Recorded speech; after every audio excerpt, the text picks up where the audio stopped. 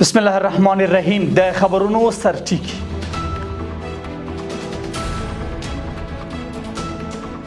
د ریاست الوزرا اقتصادي مرستیال په مشرۍ د اقتصادي کمیسیون د ځانګړي غونډې ترسره کېدل.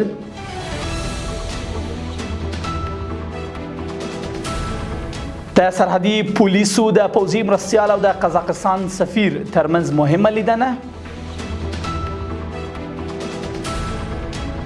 او د شانګهای د همکاریو سازمان لخوا د افغانستان د بیرغونې او پراختیا پر ملاتړ د چین د بهرنیو چارو وزیر ټینګار. د لیو مهربان خدای په سپیڅلي نامه درنونکو سلام د نن ورځ خبرونو ته ښه راغلاست. نن چهارشنبې د غبرګولي میاشتې 28 نیټه ده. زه یم دا بشپړ خبرونه دي. د ریاست الوزرا اقتصادي مرستیال ملا عبدالغني برادر اخوند په مشرۍ د اقتصادي کمیسیون ځانګړې غونډه ترسره شوه.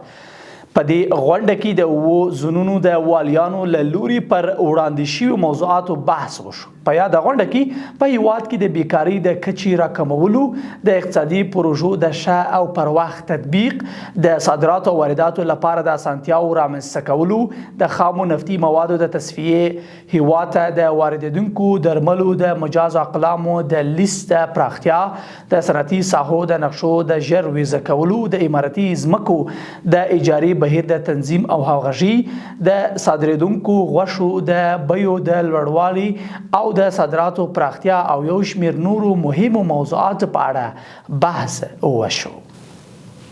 کورنیو چارو وزارت د سرحدي پولیسو نظامی مرستیال مولوي عبدالمنان حسان کابل کې د قزاقستان له سفیر غازیز اکباسوف سره وکتل. په دې کتنه کې د دواړو هیوادونو ترمنځ د امنیتي همکاریو پر پراختیا او د امنیتي وضعیت د لا ښه والي سربیره د ګډو امنیتي همکاریو پر پراختیا ټینګار شوی دی.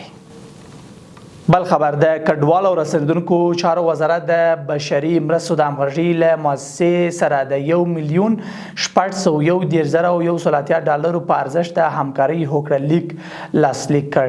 د دې هوکړې له مخې به همکاره مؤسسه یا د اندازه پیسې په بلخ، جوزجان، سرپل، بغلان، کندوز، تخار، فاریاب، هرات، ننګرهار، لغمان، کونړ، فراه، خوست، پکتیکا، پکتیا او بامیانو کې 1,980 بیا ځای شوي راستنې شوي کسانو او کوربه ټولنو ته د ژوند ملاتړ او کار موندنو برخو کې مصرف شي.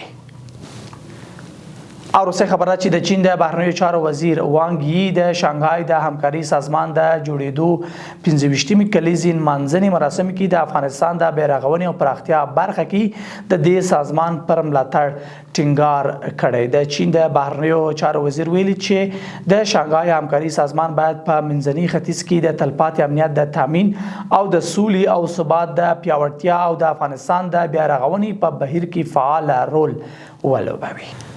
درنو قدرمن لیدونکو له عملتیا مو مننه. دا د ساعت مهم خبرونه تر بیا ښه وخت او ښې چارې.